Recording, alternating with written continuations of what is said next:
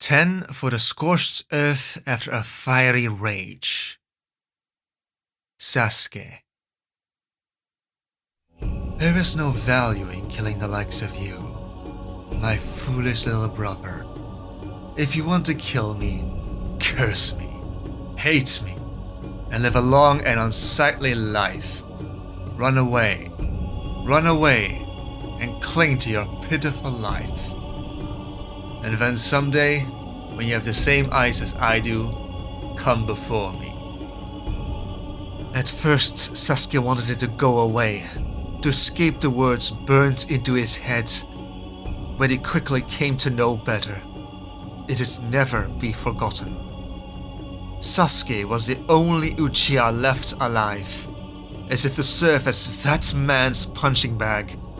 Not only too weak to stop him, but too insignificant to kill. Something as simple as saying his name had become unbearable. Even thinking it was too painful. So Sasuke stopped. On the evening, everything ended. Training ran late and Sasuke returned home just after dark.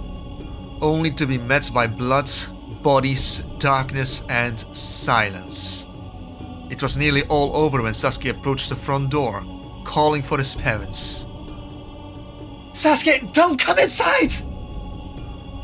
Outside his mother's final words, Sasuke hadn't heard the killing blows themselves, only a distant thud, probably from his parents' bodies collapsing to the floor. And then, he'd stormed in seconds later, but his moment's hesitation proved the difference between life and death. And since Sasuke had missed out so much, that man saw fit to catch him up, trapping Sasuke in a genjutsu that forced him to repeatedly watch how he'd gone about killing everyone. Again and again and again, he could only watch and do nothing as they died. Mother and father. He killed Haruhi, Taiko, Umi and Eita, Aunt Inori and Uncle Kaji, with Inabi or Mochi, with half-blind Grandma Naori, the baker Tayaki and his wife Uruchi. There was Uzumi, Hazuki, Tekka, Keiko, Takehito, Yakumi, Yachiro, and everyone dead. I should be dead too. But that man was still out there, a demon set free, while they were all gone. It was almost a week later, on June 9th, that Sasuke was allowed a brief glimmer of hope. That day had been particularly dark, because it was also that man's birthday, and it just wasn't fair. How come he got to reach his 14th birthday when no one else was allowed to turn a year older? But on that day of all days, the Hokage knocked on his door to inform Sasuke that, miraculously, he wasn't the only survivor. Despite catastrophic injuries, Haruhi survived. It was a whiplash. Sasuke knew she was dead since the massacre. Seen him cut her down, uncaring of her screams, mingling with Sasuke's own begging to "Stop it! Please don't hurt her!" Only to learn he'd been mistaken. Haruhi was in the hospital, injured but alive. It was like a switch turned, and Sasuke had been so eager. He'd ran directly to the hospital, heart in his throat and uncaring of their warnings. Haruhi's alive. She's alive. Alive, alive, alive. It was a mantra he clutched onto like a lifeline. A little piece of his family had made it after all. Sasuke wasn't alone anymore. He'd stormed into her room, only to stop dead at her bedside. It was true. Haruhi was alive. But also, this isn't what he'd expected. Sasuke couldn't even quite tell it was her. The swelling, bruising, bandages. It was horrible. After that first visit, Sasuke understood better why they'd waited to tell him. Even after he learned the truth of her condition, nothing seemed to change. Day after day, Haruhi lay unresponsive. Tubes crisscrossing, monitors beeping, unresponsive and wasting away. "Wake up, Haruhi," he'd asked her, hoping she could hear him. That man is gone now. They all are. There's just me and you. It's time you wake up now." After a few days of being met with nothing but beeping machines, Sasuke turned irritated. "Get yourself together," he told her. "You're always boasting about being faster than me, but you're taking your sweet time now, aren't you? Come on, you slow slug. Won't you wake up already?" Towards the end of the week, his impatience had ebbed into uncertainty. What if this was it? What if Haruhi never woke up? Since hearing the words, "Your cousin lives," Sasuke allowed himself hope, but the possibility Haruhi could breathe but still be dead to him almost felt like losing her a second time. "I should have gone with you that day. It wouldn't have stopped him, but you asked me to come and... why did I say no?" What had he been thinking? Sasuke should have been there. His cousin's last request to Sasuke had been a simple wish to hang out, and he'd passed because Ume and Eita could be clingy. "I am sorry, Haruhi. Won't you wake up soon?" "I am sorry." But she didn't. "Haruhi, if you can hear me, if any part of you is still in there, I'll kill him." He squeezed his eyes shut. Sasuke swore to never be a liar like that man. He'd never deceive his family and say things that weren't true. What Sasuke said would come to pass. So speaking that aloud gave the goal... no, this oath... weight. Sasuke's only answer was a steady beat of the heart monitor. "I'm working on it. I'll get stronger. So much stronger, and one day I'll do it. Just you see. If it's the last thing I do, I'll kill him for what he's done to us." Knowing how powerful that man was, Sasuke understood his goal wouldn't come about by itself. He had always been ambitious, but this was different. This required diligent and hard work, or Sasuke would never grow strong enough. But he had little left to lose, only a comatose cousin who had no idea what was going on, and he welcomed the challenge by throwing himself into training. After a fortnight, Sasuke switched his daily visits to weekly ones for a little while, then every 2 weeks. At some point he just stopped expecting she'd wake up. Summer passed hot and blistering, somehow too fast and too slow at the same time, with little standing out except the silence. Since that night, his life was so silent. A whole month had passed him by since Sasuke had a family, since the Uchiha ended. Then, a fortnight later, Sasuke thought how bizarre it was that an elite ninja lineage that had survived generations upon generations of warring against enemy clans had been erased just 6 weeks ago by one of their own. Then it was 7 weeks since they'd stopped living. Before it was only 8 weeks since Sasuke became an orphan. 10 weeks since Haruhi fell into a coma. 13 weeks since that man escaped. 14 weeks since Sasuke became the last Uchiha. 15 weeks since the last time he'd ever talked with Taiko, Ume, and his other cousins. The calendar passed into September, and Sasuke was out every day to train regardless of the heat. Sasuke needed to get powerful. unable to waste away hours he could spend in pursuit of growing stronger. Because what was the alternative? Stare at Haruhi's heart monitor? Think about their deaths in detail? Drown in his uselessness?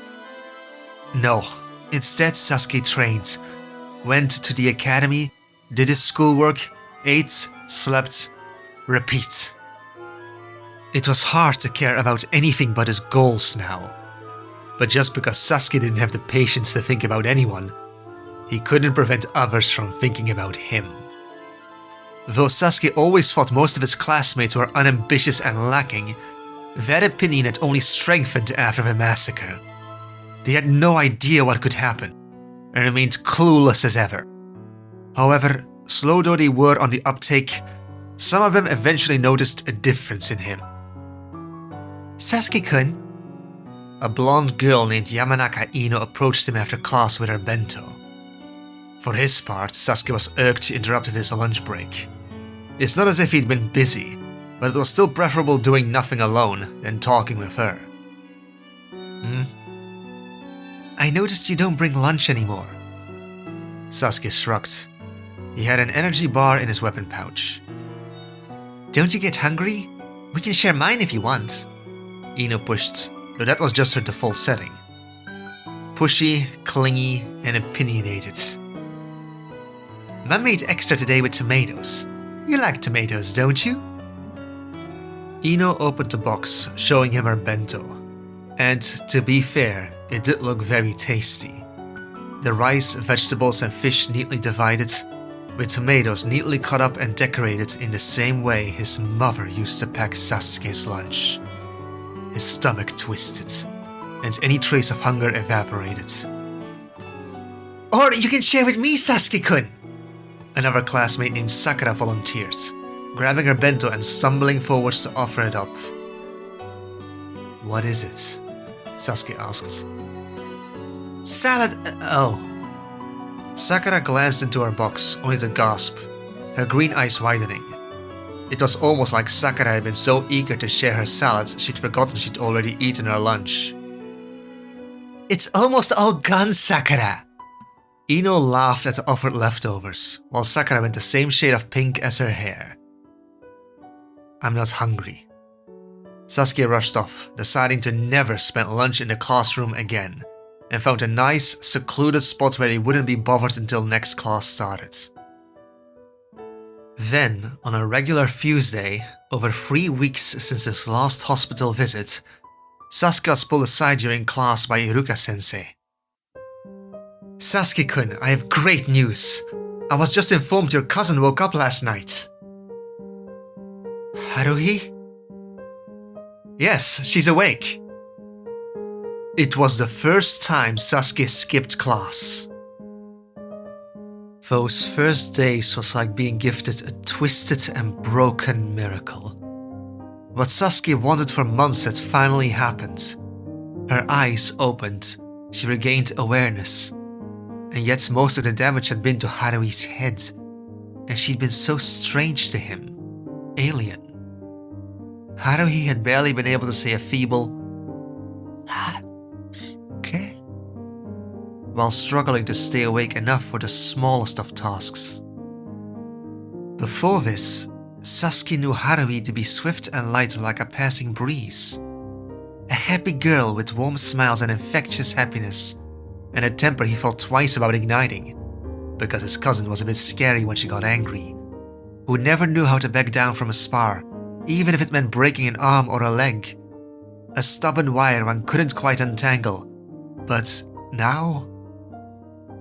The person in the hospital bed was cut up, frail, weak, slow, and heavy in every feeble act she could muster up. Her speech slurred, and every move looked like she was weighed down with ropes. Haruhi didn't smile when she saw him either, seemed to have forgotten how to. Initially, Haruhi didn't understand where she was or how she ended up there. They kept repeating things that never stuck, as if Haruhi's ability to hold on to memories was broken, but thankfully it passed after a few days. Though, if he'd found her confusion frustrating, What followed revealed Sasuke was more patient with nonsense than he'd ever thought possible. I'm reborn, she declared randomly on the following Saturday after she woke up. Her slur was better, her sentences had less stammering, but her volume was hardly above a whisper. Your injuries were really bad, but you didn't die, Haruhi.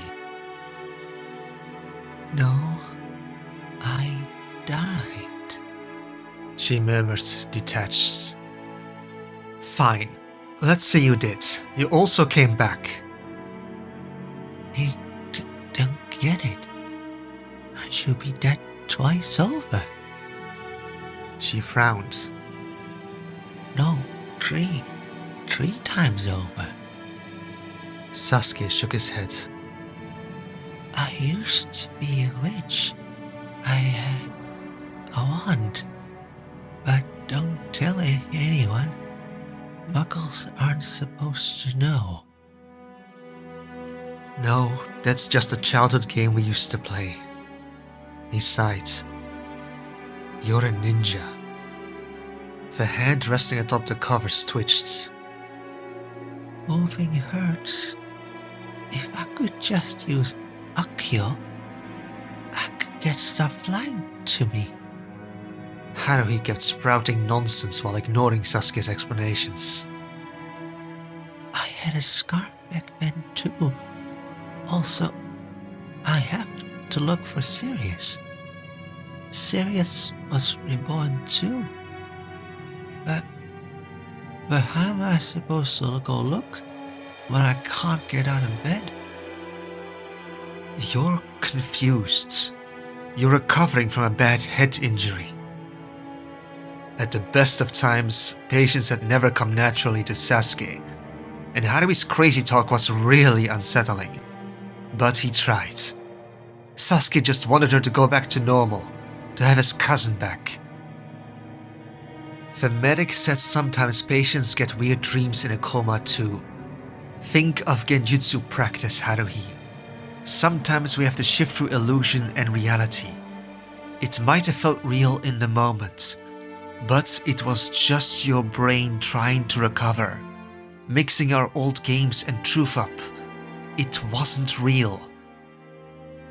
But it was. Haruhi looked at him from the hospital bed with unshakable conviction. The crazy ramblings only stopped when Haruhi started understanding the full scope of not just her injuries, but everything they'd lost. She knew her parents were dead, Ume, Eita, Taiko, and Aunt Hazuki, but the rest? She hadn't understood that the reason Sasuke was her sole visitor amongst the Uchiha was because there was only him left of their clan. To say the shock had been horrible was an understatement. Everything Sasuke feared could happen came to pass. It was so bad Sasuke found himself missing Haruhi ranting about being a reborn witch. There was nothing he could do to make the loss of their clan right. He knew intimately. So Sasuke left her to grieve that evening. He took a couple days break from the hospital afterwards, throwing himself into harder training, chasing outlets for his growing sense of frustration. Which might have been a mistake. Maybe he should have come back sooner. Of course, Haruhi had been bedridden since she woke up, and that hadn't changed. She hadn't used her muscles in months, and the brain injury was also messing with her body. The medics had kept her face bandaged up in the beginning, but the risk of infection had passed.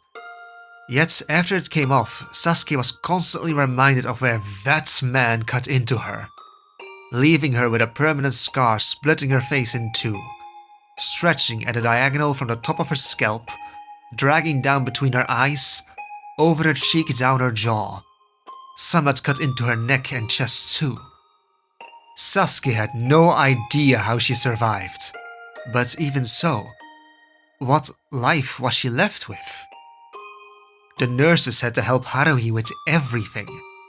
Sasuke was sure he'd never seen anything weaker than his previously vivacious cousin. Until that visit. Why am I here? Haruhi regressed to look as pale and lifeless as when she first woke up. Because you're injured, Sasuke sighed, initially thinking her memory was slipping again. Had the shock at the news made her regress? Could someone get sicker from grief? When you're better, we'll go home. I don't mean the hospital, Haruhi said hoarsely, staring blankly at the wall in front of her. I mean here, in this useless body. I think I picked wrong. My body doesn't work, and everyone's dead. Don't you think death would be better? No. Haruhi looked at him slowly. At this point, what's one more dead cousin? She asked, sounding genuinely curious and ominously detached. Was she saying what he thought she was saying? No. She couldn't leave him. She was all Sasuke had left. I'm useless. I didn't expect. I thought if I could just make it back, I could put something right, but I can't live like this, Sasuke. I thought if I could just stay alive, it would somehow fix things. But I didn't realize I'd come back to so little. She swallowed. Or that I'd be broken. The medics say I won't be a ninja too. I was wrong. So wrong. Sasuke stared at her, the hairs at the back of his neck standing on end, an unpleasant pressure making it harder to breathe. Really? When you think on it, would it make a difference if I was gone too? Yes. You're just saying that. Haruhi murmured, tone so emotionless it was frightening. I'm not. Haruhi glanced at him with something like exasperation. You, of all people, more than anyone I know, dislikes weakness, Sasuke. You've never had patience for it. I have patience for you. You never want to teach Ume or Eita. Hardly tolerated training with Taiko, and he's not that bad. Too busy chasing bigger and stronger opponents. But I could keep up before. I could beat you. So you liked me. But now, the way I came back, I'm of no use to you.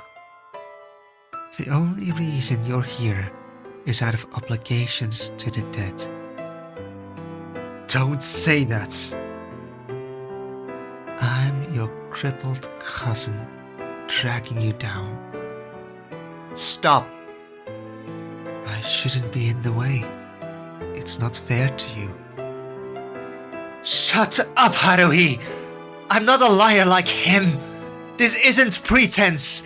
When I say no, I don't think that way, I mean it. Sasuke's ears rushed with blood, his heart beating fast while unbidden images resurfaced. He could hear Haruhi screaming in that genjutsu, pleading for mercy. See Itachi cutting her down. You don't get to die!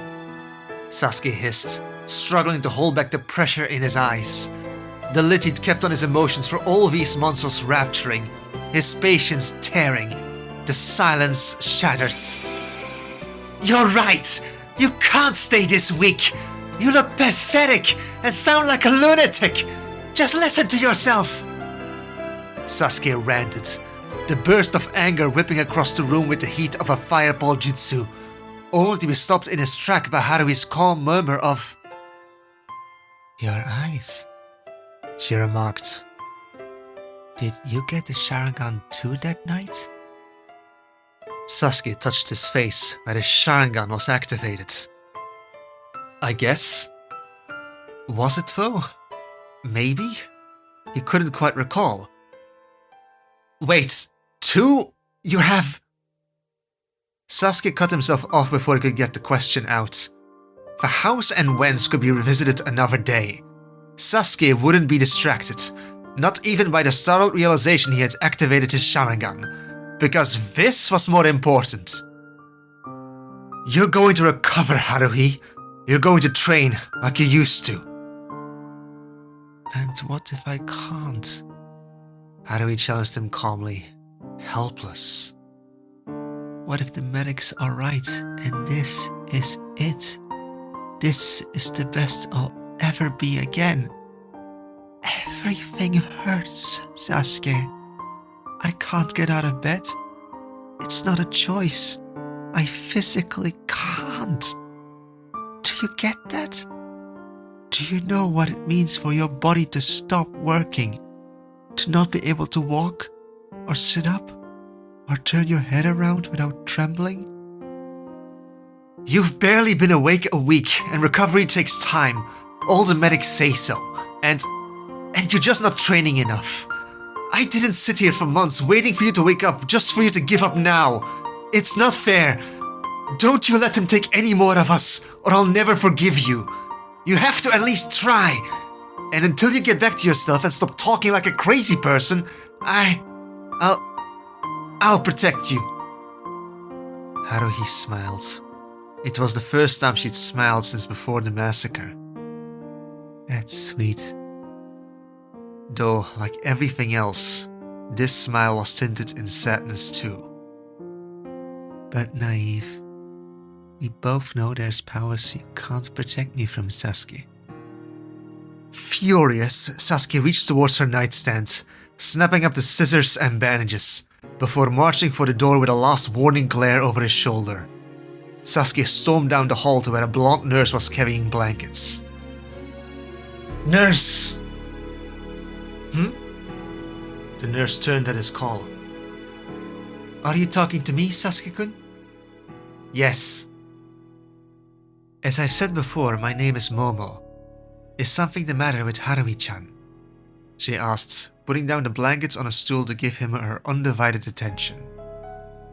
Sasuke held up the scissor and bandages, stopping the tremble in his hand before the nurse could see. Don't leave these in Haruhi's room. Momo the nurse took the items, inspecting the scissor. Is something the matter? Did Haruhi-chan hurt herself on them? No, Sasuke said stiffly. But she could. Don't ever make that mistake again. She's not herself right now. The poor dear. We all know she's been struggling, which is to be expected to some extent. Of course, it's a miracle she woke up again. Yet still, after what she and you have been through. Momo the nurse shook her head. I did notice she's been down these last couple days.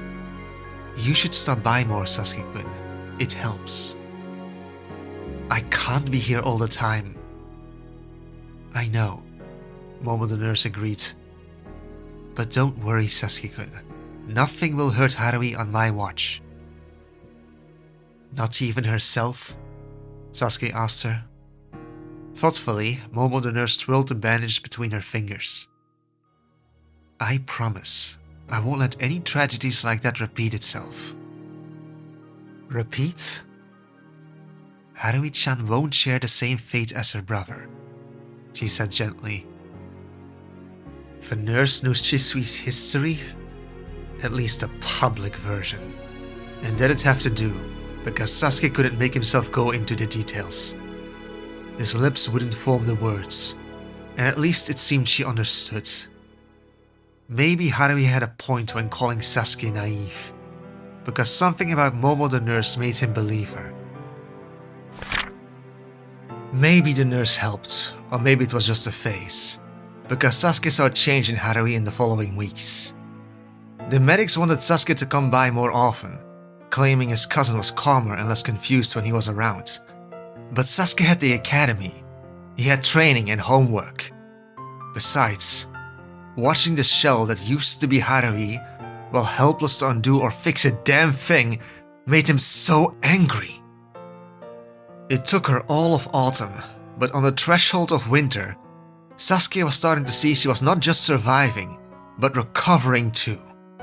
By then, going to the hospital was a routine, where the only thing that changed was which staff was on call or the guards.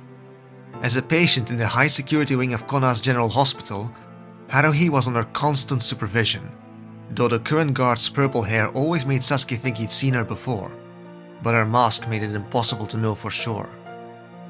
Wordlessly, Sasuke handed her his weapon pouch and umbrella, and gritted his teeth through a search before the Anbu operative allowed him inside. He'd arrived at a busy hour that day, because Haruhi's room was unusually crowded. A medic and Momono nurse were talking with Haruhi's academy instructor, Fununo. "Good afternoon, Sasuke-kun." The man greeted Sasuke with a jolly wave. Sasuke glanced out the window towards the gloomy November rain.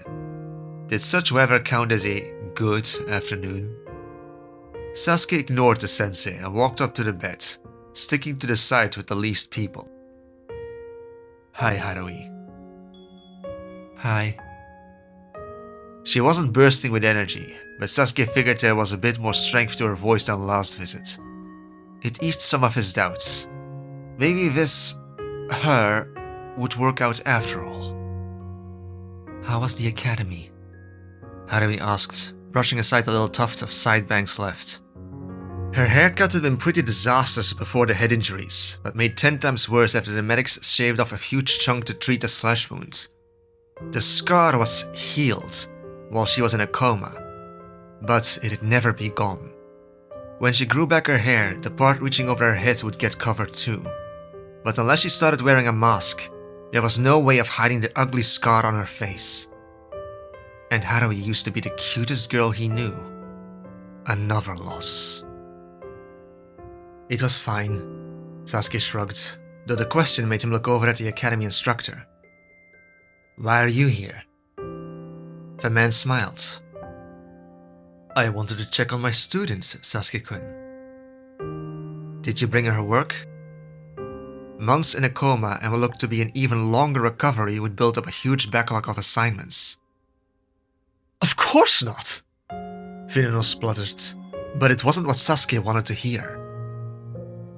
"With how much school she's missed, Haruhi must have lost her ranking," Sasuke remarked. "By now I'd think she's at risk of failing everything." Haruhi went tense but didn't argue. Not that she could. It was just plain fact. "Haruhi-chan doesn't need to worry over that now," Fununo argued. "No, her only duty is to recover, and what happens with the academy is a discussion for another time." Sasuke had hoped the academy's instructor's presence meant Haruhi was improving enough to go back to school. Maybe not right away, but that maybe it meant she could. That there was a chance she didn't have to quit. "I only came by to see how she was doing and give her these get better cards her classmates made." Fununo pointed to a pile of colorful papers left on Haruhi's nightstand. "Everyone's been worried about her, and I look forward to informing them all that I've seen for myself that she's getting better." Sasuke picked up one of the cards. It was written on yellow paper with bold drawings of glittering red and blue hearts and flowers. The handwriting itself was tidy, but the grammar was littered with mistakes. "Dear Haruhi, I am sorry about your mom, dad, Uchiha clan and Taiko. The adults won't tell us much, but Shio found out why you stopped coming to class and told me. It was so horrible. I miss Taiko so much and you must be so sad. I miss you so much too, Haruhi. Not the same way, cause now I know you will come back, but Taiko won't. And for so long I thought you would never come back too, and that made me cry a lot.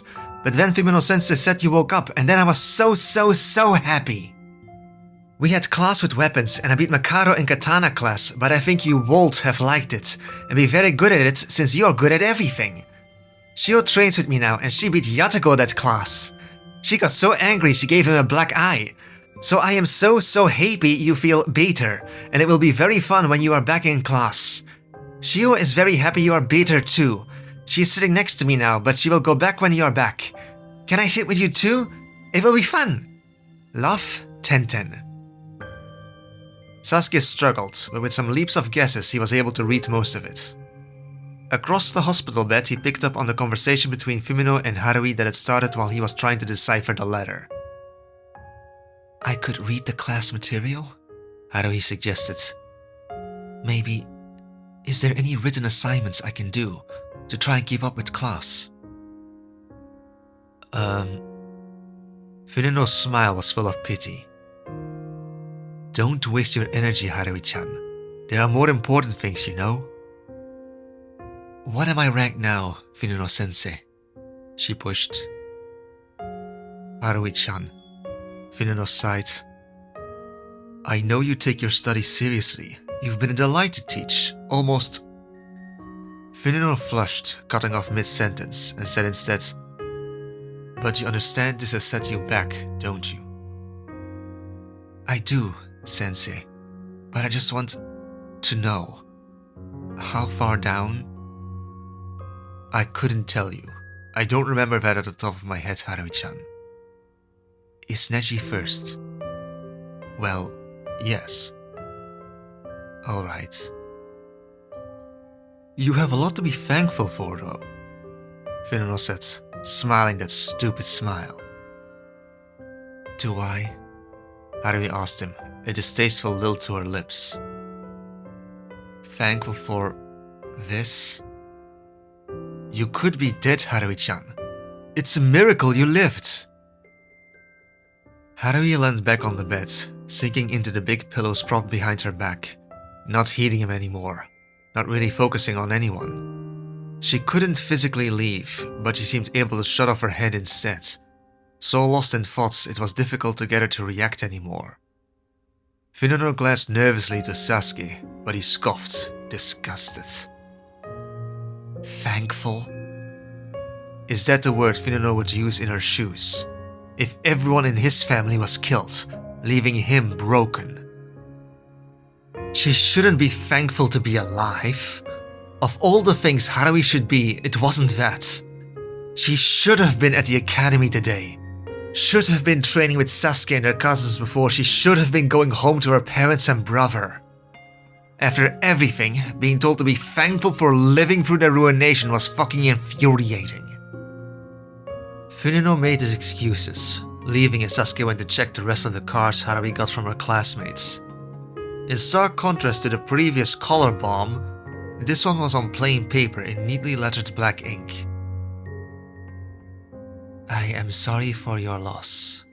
Get well soon. Kind regards, Hyuga Neji.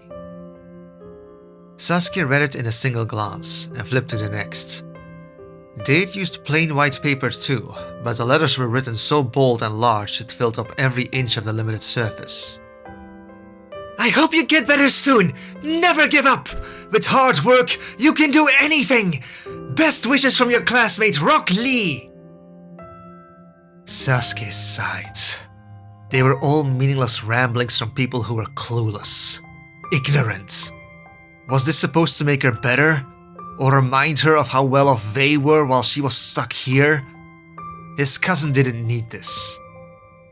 Harui watched him passively as Sasuke scooped the pile together, strode purposely over to the bin and dumped them into the trash.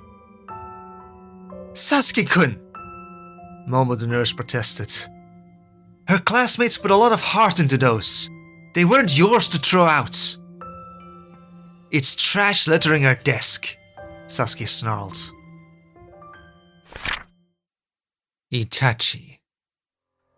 It seemed the day had finally arrived. After his former Akatsuki partner, Yuzo, died during their mission in Kirigakure last month, Orochimaru had volunteered to be Itachi's new partner, and Itachi had anticipated the snake would attack ever since. His weight was up. Do you know what eternal life is, Itachi? Orochimaru asked smugly, yet unaware it was too late. Itachi allowed Orochimaru his illusion a little longer though. To some extent, Itachi was curious what he had to say, to understand this type of monster in the moment he was unguarded. I don't know yet either. The snake Sanin chuckled, his perceived victory making him giddy. He licked his lips, a sadistic eagerness shining through his smile. Ironic, as the Sanin remained unaware his reality was nothing but Itachi's design. The only one trapped here was himself. All things with form will eventually perish. The body ages, but the mind is immortal. That's why I need a new body. Orochimaru leered at him. And now one with the Sharingan comes before me. A magnificent, perfect body to link me to eternal life. His lusty tirade was getting a bit boring and disgusting, so Itachi decided to cut him off there. Orochimaru. First of all, Itachi said as he tightened the genjutsu, his hold over the Sanin's brain making itself known. The problem with you is your greed. Orochimaru's reality turned on its head, reversing their role of prey and predator. The snake didn't have the crow wrapped up anymore. Instead, the Uchiha had the monster nailed down, the Sanin feeling the crushing pain of getting run through repeatedly with spiked boulders. Orochimaru's yellow reptilian eyes widened in shock, hissing with agony. Even now, he sounded like a snake. The injury was only in his mind, but that's where pain registered. Even if it was all happening inside his head, that didn't mean it wasn't real. Could it be that I am under a paralysis genjutsu? Orochimaru murmured in horrified awe. What visual prowess! Marvelous! He doesn't have to sound so delighted. Orochimaru was truly a crazed man, finding sick fascination within the method he was being tortured with. The snake Sanin struggled against the genjutsu, sweating, shaking, convulsing, yet he lifted his arms to try to cancel the effect of Itachi's attack. Before his hands clasped, Itachi struck, kunai tearing into flesh, muscle and bone, cutting off his arm in a single swipe. Orochimaru, Itachi said, try all the jutsu you wish. They'll have no effect before V's eyes. You're so blunt, Itachi. Orochimaru wheezed, clutching his bleeding stump. I'm not sure what to do with you, Itachi said honestly, perhaps confirming what the snake Sanin just said regarding his bluntness. Whether to kill you now or find a way to use you. This being, using the name Orochimaru, had departed the basic elements of what made a human. From body to mind to soul, the mad scientist had ripped it all to pieces in his lust for immortality, for invincibility. How could a monster use another monster? To what ends? Hey, Itachi! Just hold on! He pleaded. One didn't set monsters out expecting they'd solve something. You set them loose to break things, aiming them in a certain direction while anticipating how they'd wreak havoc. Itachi learned that from Danzo. It's how Itachi was set loose and used, after all. An old monster using a younger monster. And a young monster holding an old monster hostage to his terms. But once a monster started straying from the intended path, which every monster inevitably would, one was forced to come back to make corrections too. Herd them back on the right track and set them onto a new direction. Give them a fresh objective to keep them distracted, or just kill them, since a monster astray would undoubtedly cause unintended damage. Was the collateral damage Orochimaru might inflict along the way something Itachi was willing to sacrifice though? Orochimaru's hatred for Konoha was abundant. His treacherous selfishness could flood the Naka River. He was powerful and now obsessed with Itachi's bloodline, with the Uchiha. His behavior today proved it. But really, you don't have enough human in you to be controllable. No, you lack it completely. Your greed for human life is unquenchable. Itachi reminded himself even the best laid plans didn't necessarily pan out as intended.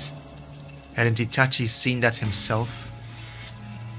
Unintended details going awry just the tiniest bit, then the outcome slipped through his fingers, spiraling into wider and wider consequences. And this man was insane. Alive, he was a wild card, and too volatile to risk it. Orochimaru-sama! A barrage of shuriken came soaring out from the trees, a servant coming to his master's aid.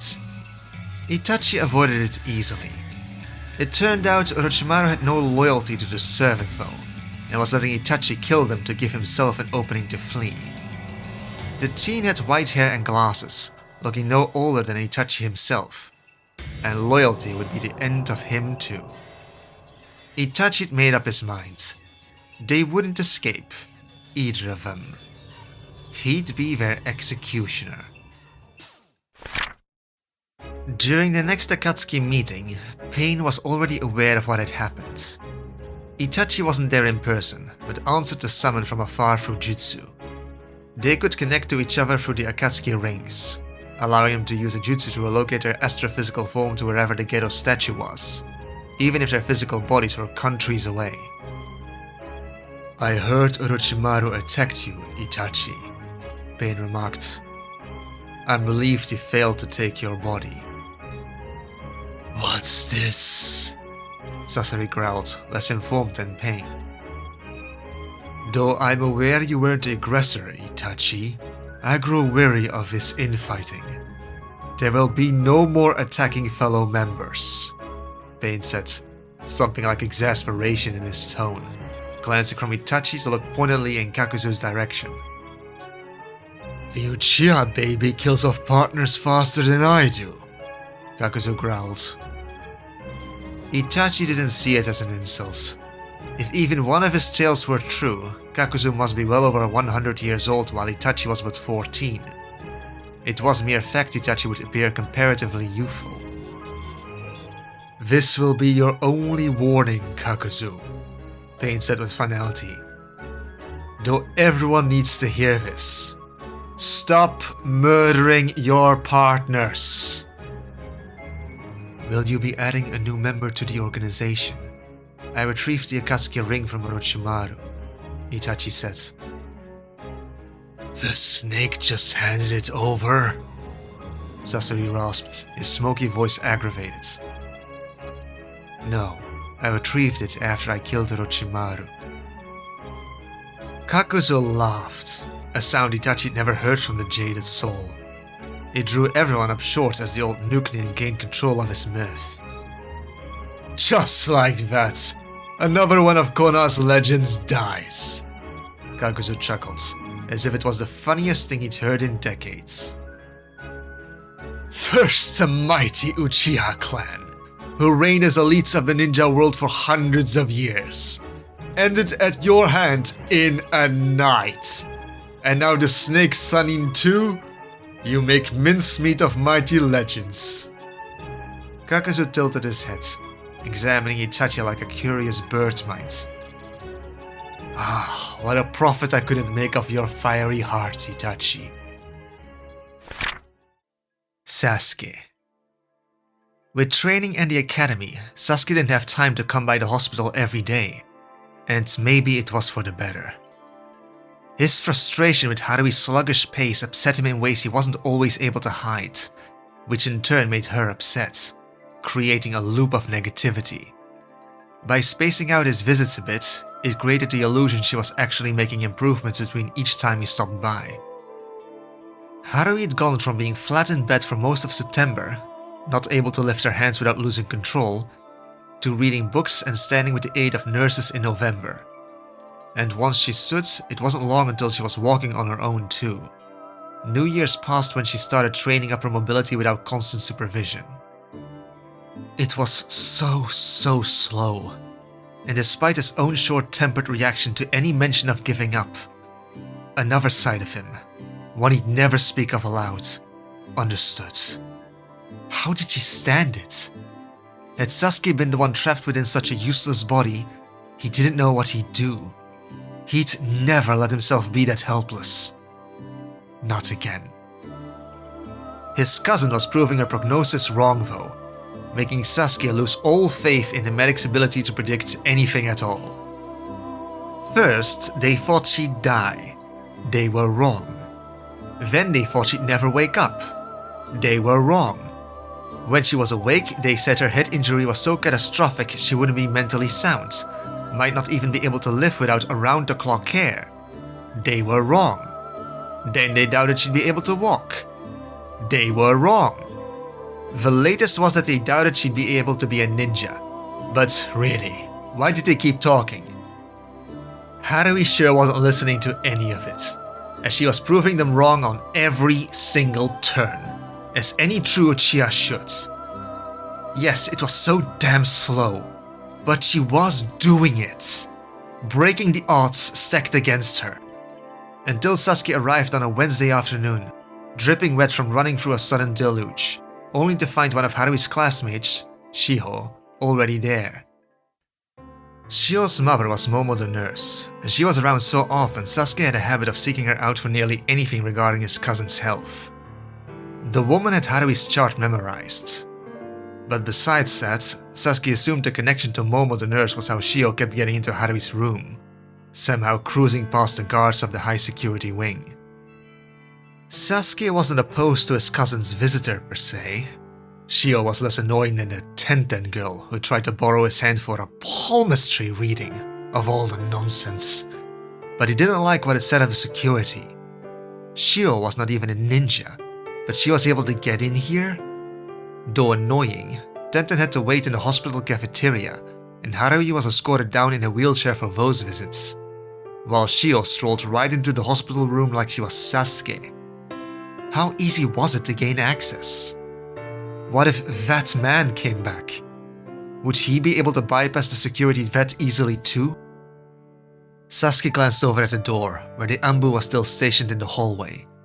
Today it was a short man Sasuke wasn't sure he'd seen before. He'd gotten used to that purple-haired woman in the first few months, but come to think on it, she'd been gone a while. Sasuke unwrapped his scarf and left it on the hanger with his beanie.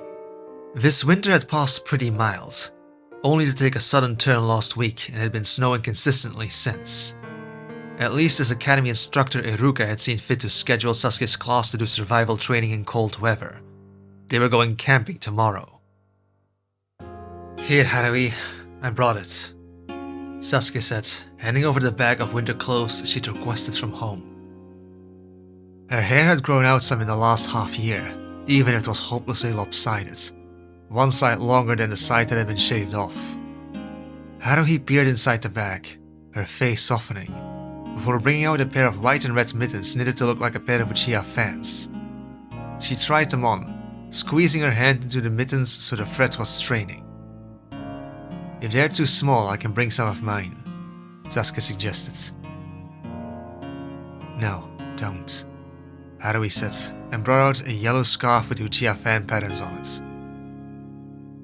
"Mom knitted the mittens last year, and this scarf too." Now that she said it, Sasuke recognized the knitwear as Auntie Nori's work. The mittens still looked too small in his opinion. "I can bring some extra, though it'll have to be after I come home from the academy trip." "What trip is that?" Haruhi asked. "We're doing survival training, 2 days camping." "Oh, we did that last year," she recalled, looking at Haruhi. "It was so cold, and then we had to set up traps for hunting and everything. Ugh, I'm thankful that's done and over with." "I remember. Lee-san ended up strung up in a tree after walking into his own trap." "He did," Shio laughed. "It wasn't fun, but it was good practice. I'm sure you'll learn a lot during your trip, Sasuke-kun," the bespectacled girl told him politely. "Speaking of trips, Haruhi-chan's got big news, Sasuke-kun. Come on, tell him." Shio nudged Haruhi with her elbow encouragingly. The girls were sitting on the floor on a mat. Shio still in her coat while Haruhi was disheveled and sweaty enough she looked fresh out of a physical therapy session. "What's going on?" Haruhi broke into a smile. It reached her eyes. I'll be able to leave soon. From the hospital, Sasuke clarified. When? The medics want to keep me another 4 days for tests, but if everything keeps steady, I'll be discharged. Then I'll continue recovery from home. That was both much slower than expected and still much too soon. And also... from home? Haruhi sighed. I need to get out of here, Sasuke. There's only so many walks you can take around the garden before you go stir-crazy. Yeah, but... Sasuke said with a meaningful lilt to his tone. What about your house? You can't live there. There's no bathroom, no running water. Haruhi looked too surprised, as if this was news to her. What happened? No, surely she knew. She remembered. You remember how you ended up injured, right? Shio asked, studying Haruhi closely. Yes, Haruhi insisted, even as the confusion consisted. But what happened to my house? I was in there when Itachi got me. He blew it up, Haruhi, or burned parts of it, the site with the bedrooms. That night he did this. Sasuke gestured to her. You can't live there. Haruhi's gaze became distant, trying to bring up a memory that had likely been cut out of her head by a katana. Though she had most of it down by now, Sasuke knew Haruhi had some gaps in memory. They'd noticed early she didn't recall the weeks leading up to the massacre, and unlike a lot of other things, they didn't come back. The last she recalled was Shisui's death, making her go through grieving her brother a second time, on top of everything else, because she didn't remember she'd already done that. Though it was hard to tell what was grief for Shisui, her parents, her aunt and uncle, cousins, or everyone else. Yet, despite how blank that period was for her, Haruhi somehow knew what landed her in the hospital, seemingly recalling that man's atrocities clear as day, which baffled the medics. What else was new, though?